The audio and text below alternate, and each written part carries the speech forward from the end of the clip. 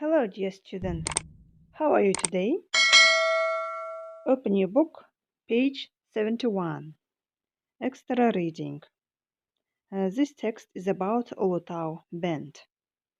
I have translated and written this text and answered for the questions exercise number 1, true or false. There are several false sentences I have written in a correct order. Сәлем құрметті оқушы, бүгін Ұлытау тобын аударып қойдым және де оны бірінші тапсырмадағы жаттығуларды жасап қойдым. True or false, шындық па әлде жалған ба? Жалған сөйлемдер бірнешеу екен бұнда, сол жалған сөйлемдерді дұрыс сөйлем қылып жасап аударып қойдым. Міне мынау текстің аудармасы Ұлытау тобы жайлы. Ал мынау бірінші тапсырма.